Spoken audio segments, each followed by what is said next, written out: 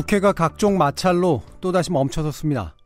세입결선 4조 원을 둘러싼 여야의 입장차, 유치원 3법에 대한 한국당의 제동, 채용비리 국조에 강원랜드 비리 의혹을 넣느냐 마느냐, 여야가 부딪히고 있는 것들이 한둘이 아닌데요. 국회 현안에 대한 여당 입장, 더불어민주당 강병원 원내대변인 연결해 들어보겠습니다. 강병원 의원님, 안녕하십니까? 예, 안녕하세요. 강병원입니다. 예산 소위 재개 관련해서 어제 오전에 여야 예결위 간사 회동이 결국 결렬됐고요.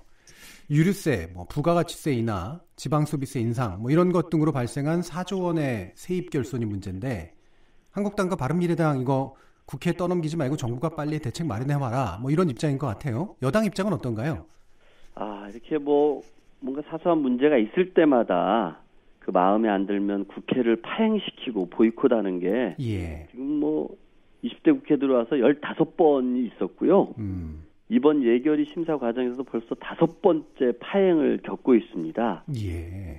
국회 책무인 예산안 심사 그리고 법안 이런 것들을 두고 자기 당의 마음에 안 든다고 걸핏하면 국회를 파행시키는 것은 습관적이지 않나, 거의 파행 중독에 가까운데요. 이번에 그 세입 변동의 원인은 그 재정분권하는 문제와 유류세 인하입니다. 근데 이게 지방에 조금 더 재정을 주자는 얘기는 저희 민주당만의 주장이 아니라 야당도 주장해왔던 바이고요. 이 어려운 국민들에게 뭔가 조금 더 혜택을 주자라고 해서 유류세 인하를 했던 것도 역시 야당도 함께 주장했던 내용입니다. 그래서 27일 날 어제 금동현 부총리가 그런 얘기를 합니다. 이 4조 원 세입 결손은 국민에게 설명하고 납득할 수 있는 내용이다. 그리고 또 여야가 함께 주장했던 내용이다. 이렇게까지 얘기를 합니다. 그래서 현 상황에 대해서 책임 있는 여야가 함께 머리를 맞대고 이 세입 변동에 대해서 충분히 대책을 마련할 수 있는 상황임에도 불구하고 이렇게 국회를 파행시키고 예산안 심사를 거부하는 것은 저는 좀 크나큰 문제가 있다고 생각합니다. 파행 중독 그만해야 합니다. 이 파행이 문제이긴 한데 지금 이제 세입 결손이라고 하는 게 또 이제 국민들에게 다가가기에는 뭔가 또 부족한가 이런 느낌이 있을 수 있어서 그동안은 어땠는지 좀 궁금하긴 해요. 그 박근혜 정부 시기에도 이 세입 결손을 해소하기 위해서 추경을 편성하고 국채 발행 등을 해왔습니다. 그런데 이 상황 같은 경우는 세입 결손이라고 얘기하기 힘듭니다. 왜냐하면은 그 세수 결손, 세입 결손이라고 하면은 세수가 당시 세입 예산과 비교해서 덜 겹쳤을 때 쓰는 말이거든요. 지금은 예산안을 짜고 있는 과정이기 때문에 세입 변동이라고 얘기하는 게 맞습니다. 세수가 결손이 났을 때도 추경을 편성하거나 국채 발행을 해서 이거를 메꾸는 방법을 썼습니다. 보수정부 당시에서도 이런 방법을 쓴 것이죠. 그런데 집권여당을 해보셨던 분들이 본인들이 사용했던 방법이 있음에도 불구하고 무조건 정부 대책만 내놓으라고 하는 것은 문제가 있고요. 이미 그 예산결산특별위원회나 기획재정위 전체 회의에서 저희 당의 윤우덕 의원이 기재부를 상대로 이 세입 변동안에 대해서 대책들을 마련하자라고 얘기를 해서 야당도 충분히 알고 있는 내용이고 본인들도 이미 썼던 방법이 있습니다. 그럼에도 불구하고 전혀 생전 처음 겪어보는 상황인 것처럼 국민들을 호도하는 것은 잘못이라고 생각합니다. 말씀 들어보면 이제 이 자체는 분명히 해결 가능한 그런 문제인데 그렇습니다. 뭔가 좀 다른 의도나 이유가 있다고 보시는가요? 왜 그러냐면은요. 보통 국회 예산심사의 첫 번째 과정은 감액을 합니다. 그렇죠. 그 감액을 하는 이유는 뭐냐면은 그 감액된 예산만큼 증액을 하기 위해서입니다. 그 증액하는 과정에서 무슨 일이 일어날까요? 여기에 국회의원들의 지역구 예산 증액 사업들이 여기에 끼어들어가거든요. 이른바 민원사업. 그렇습니다. 그런데 지금 세입에서 4조 원의 감액 요인이 생겨버렸지 않습니까? 그러니까 국회의원들이 열심히 예산 심사를 해서 4조 원을 감액을 해야 되고 여기에 추가로도 감액을 해야 그만큼의 본인 지역구 예산을 증액시킬 수 있을 거 아닙니까?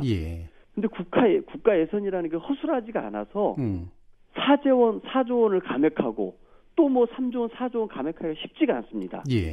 그러니까 이 정부가 빨리 이 세입 변동 4조 원을 메꿔놔야 본인들이 감액하기가 좋고 감액한 만큼을 가지고 지역구 예산을 끼워 넣기가 좋은 거거든요. 예. 그래서 이렇게 본인들 지역구 예산 증액을 못할까봐 빨리 이 감액안에 대해서 대책을 정부가 마련하라라고 하는 것이 아닌가 우려스럽습니다.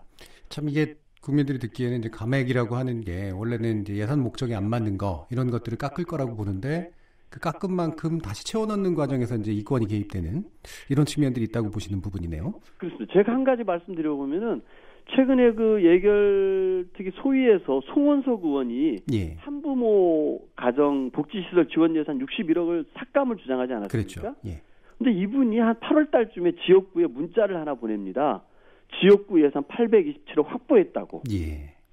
그러니까 본인이 이렇게 뭔가 할 거는 열심히 챙기지만 이런 정말 이렇게 사소하다고 볼 수는 없고 우리 국민들의 정말 소중한 복지에 쓰일 예산인데 61억입니다. 본인이 지역에 그 확보한 지역 예산을 위해서 확보한 827억에 비하면은 정말 세 발의 피밖에 안 되는 61억을 감액하기 위해서 그렇게 노력하는 거는 뭔가 안 맞는 것이죠.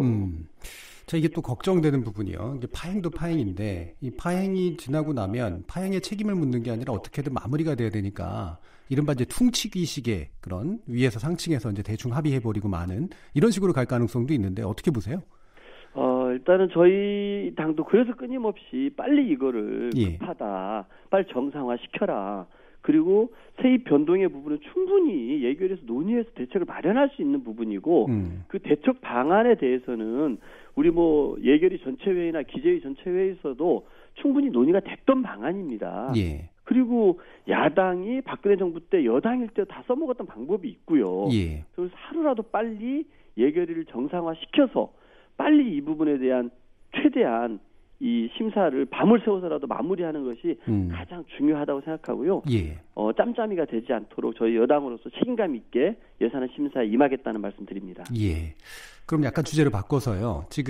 사실은 지금까지도 파행이 원래 앞에 계속 있었던 게 이제 공공부문 채용비리 국정조사 부분을 계속 여당 쪽이 요구했던 거잖아요. 네. 근데 이제 그 부분 어쨌든 타협을 해서 시작이 된 건데 이 우여곡절 끝에 시작된 국정조사의 범위를 놓고 원래 이제 또 다른 쪽에서 주장됐던 이제 강원랜드 채용비리 사건도 좀 포함할 거냐 말 거냐 이 문제 가지고 지금 이제 논란이 붙고 있습니다. 그 김성태 원내대표 쪽에서는 2015년 1월 이후니까 필요 없다 이런 이제 입장인 것 같은데요. 그 김성태 원내대표가 야사당을 이렇게 귀합해서 기자회견도 하지 않았습니까? 예. 거기에 핵심으로 들어가 있는 게 정의당입니다. 예. 정의당이 그 야사당과 함께 공조했던 이유는 강원랜드 국정조사가 포함이 전제 조건이었습니다. 그렇죠. 예. 그래서 김성태 원내대표도 그 과정에서 누차 얘기합니다. 정의당이 요구한 강원랜드까지 이미 수용하기로 결정했다. 예. 지난 20일에는 강원랜드 포함해 전부 다 야사당의 뜻을 함께하기로 했다라고 얘기합니다. 예. 그런데 합의가 되고 난 이후에는 강원랜드 이런 얘기 싹 빼버리고 2015년 1월 1일 이후만 하기로 했다고 얘기를 합니다. 예. 근데 합의문을 보면은 어디에도 그런 기간은 없거든요. 예. 저는 그런 의미를 봐서 이 서울교통공사나 강원랜드라고 하는 특정 기관을 명기하지 않기로 합의를 하고 대신 이런 것을 명기하지 않은 이유는 당내 반발을 고려한 것이 아닌가라고 생각이 듭니다. 만약에 강원랜드를 넣으면은 한국당의 권성동 의원, 염동열 의원이 뻔히 보이죠. 예. 저는 그런 부분을 감안해서 기관명을 언급하진 않았지만 어쨌든 공공부문의 채용비리 의혹과 관련된 국정조사를 실시한다라고 합의한 것을 봐서는 강원랜드도 당연히 들어가 있고 서울교통공사도 당연히 들어가 있습니다. 예, 이게 그 내부 반발하고 야당의 공조를 만들기 위해서는 사실 모호하게 처리한 부분인데요. 이 모호하게 처리한 걸 활용해서 사실은 이제 어떤 부분은 보호하고 어떤 부분을 이제 진행하려고 하는 거잖아요. 네네. 근데 그 근거가 있어야 될 텐데 어떤 근거들이 지금 나오는 거죠? 보면은 김성태 원내대표는 이렇게 백풀에서 그런 말을 합니다. 기자들과 얘기해서 강원랜드처럼 15년 1월 1일 이전에 이정 상황과 연결돼 봐서 그런 경우가 나오면 협의해서 반영하는 걸로라고 기자들 앞에 얘기를 합니다. 그래서 제가 봐서는 이 상황은 명확히 들어가 있는 거거든요. 근데 자꾸 저는 이런 내부적으로 의장님 주재하에 여야 5당 원내대표가 모여서 합의했지만 명기하지 않은 부분들을 가지고서 자기 당 내부의 반발을 무마하려고 호도하지 않았으면 좋겠다. 이런 생각을 다시 한번 말씀드리고 싶습니다. 전 이 부분 이제 개인적으로 좀 궁금한 게 서울교통공사 관련된 문제는 물론 이제 국조 과정에서 의혹이 제기된 겁니다만 사실은 이제 아직 뚜렷한 이제 증거가 아직 안 나와 있는 상태니까 뭐 볼 수는 있는데 강원랜드 건은 사실은 상당 부분 검찰 조사가 진행된 부분이 있잖아요. 그리고 최근에 지금 나오고 있는 것이 이제 권성동 의원 등을 비롯한 전원직 위원에게 총 5천만 원이 건네졌다는 진술을 확보했다는 그런 내용도 나오고 있고요. 그렇다면 사실 우리 사회에서 더 문제됐던 게 이 강원랜드 채용 비리 상당히 큰 건이었었는데 이 부분은 포함돼야 된다라고 분명히 보시는 입장이신가요? 저희는 그 합의문 자체에 포함이 되어 있고요. 되어 있다고 보고 그게 야사당의 공조의 전제 조건이었고 의장 주재로 논의할 때도 당연한 거라고 김성태 원내대표도 얘기를 했습니다. 합의문에만 명기되지 않은 것입니다. 그래서 저희 당의 홍영표 원내대표는 당연히 강원랜드 포함된다라고 누차 얘기를 해왔습니다. 그래서 합의가 된 거고, 그렇죠? 그럼에도 불구하고 한국당이 이렇게 얘기하는 김성태 원내대표가 얘기하는 것은요. 최근에 그 최영집 전 강원랜드 사장 관련된 진술을 보면은 그 권성동 의원 등에게 5천만 원 전달한 게 2014년이라고 얘기하지 않습니까? 아마 김성태 원내대표가 이거를 사전에 알고서 2015년 1월 1일 이후다라고 끝까지 주장하는 것이 아닌가라는 합리적 의심이 가능하다고 생각합니다. 그렇기 때문에 저는 강원랜드는 더 광범위한 조사가 이루어져야 합니다. 이게 하필이면 왜 2015년 1월일까? 뭐 사실 계속 궁금해요. 맞습니다. 자, 근데 이제 만약에 정말로 이게 또 이제 파행이라고 시간이 없을 때는 이런 문제가 계속 나서니까요. 끝까지 이제 자유한국당이 이런 입장으로 나오면 어떻게 해야 되는 걸까요? 정말 저는 이 연이은 여야 합의 파기는 한국당 스스로 저는 자기 목을 죄는 결과를 가져올 거라 생각합니다. 지금까지 한두 번이 아니었습니다. 정말 잉크 마르기도 전에 파기하고 하는 게 이번에도 우리 국민들이 다 보시지 않았습니까? 이번에 21일 국회 정상 합의하면서 예결소위 구성하고 즉시 심사하자고 하지 않았습니까?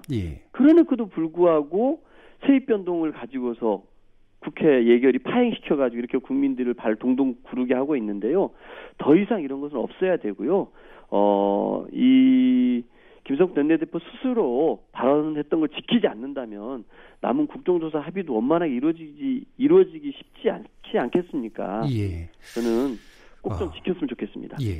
그럼 또 한 가지 주제가 또 이 사립 유치원 비리 관련된 건데 이게 사실은 이번 국정감사에서 가장 큰 이슈였고 어떤 면에서는 국민적으로 이제 계속 공분과 합의가 만들어지는 이제 그런 것적이었는데 지금 확실히 좀 달라졌어요. 그래서 자유한국당이 나오고 있는 이 방안은 사실 사립 유치원 쪽에 좀 더 가까이 가 있는 그런 내용으로 보이는데 이게 어떻게 지금 해결되고 있는 건가요? 자유한국당이 이제 사립 유치원 시설 사용료를 국가가 보상하는 내용을 담은 법안을 내는 모양입니다. 당론으로 추진하겠다고 밝혔는데요. 헌법에 따르면은 이 사유재산의 공적 사용에 대한 보상은 교지, 교사의 제공에 강제성이 있어 기본권이 제한될 때만 해당이 됩니다. 그렇기 때문에 이렇게 교육시설로 지정된 사립 유치원의 설립자는 시설 사용료를 받을 수 없거든요. 그래서 박용진 의원도 그렇게 얘기합니다. 한유총 측의 민원을 대신해 주는 것밖에 안 된다라고 얘기를 하고 있는데요. 저희는 이미 이 유치원 관련된 사안의 본질은 국가의 예산을 쓰고 있는 사립 유치원이 그 회계의 투명성을 담보하지 않아서 투명하게 쓰였기 때문에 문제가 된 것 아니겠습니까? 이 회계 투명성에 초점을 맞춰서 유치원 3법이 논의되는 게 이 문제 해결의 핵심 본질이라고 생각을 합니다. 참 그 말씀처럼 사실 우리 초점이 약간 좀 어긋나고 있는 그런 느낌이 확실히 들어요. 근데 지금 한국당 측은 어떤 근거에선지 이제 법안 심사조의조차 이렇게 제대로 운영하지 않고 통과하지 못하는 이제 그런 상황으로 만들어지고 있는데 이렇게까지 온 이유가 뭐라고 보시나요? 결국은 이제 원래 한국당이 유치원의 입장들을 많이 대변을 해왔습니다만 이번에 본격적으로 한유총 대변인으로 등극을 한 것이 아닌가라고 생각합니다. 이 한유총의 민원 끼워넣기에 불과한 법안을 내려고 하는 것에 대해서 상당히 우려스럽고요. 지금까지 유치원 원장들은 수많은 비과세 혜택을 받아왔습니다. 교육의 일부, 학교를 운영한다는 명분으로요. 그렇죠. 그런데 그 국가 재정이 투입되는 부분에 대해서 국가의 감시를 끊임없이 회피를 해왔는데 이번에 그 감사 결과에서 심각한 유용하고 있는 문제가 터진 것 아니겠습니까? 무분별하게 회계 부정을 저질러 왔었는데요. 이 마당에 시설 사용료까지 준다라는 것은 저희 집권 여당으로서는 받아들일 수 없는 부분입니다. 예. 이제 사립 유치원은 사적인 영역이 아니라 유아교육법, 사립교육법에서 학교이기 때문에 공적 영역으로 들어와서 국민의 감시망 속에 놓여야 한다고 생각합니다. 예, 알겠습니다. 오늘 여러 가지 여당 입장 잘 들었습니다. 감사합니다. 예, 감사합니다. 더불어민주당 강병원 원내대변인이었습니다.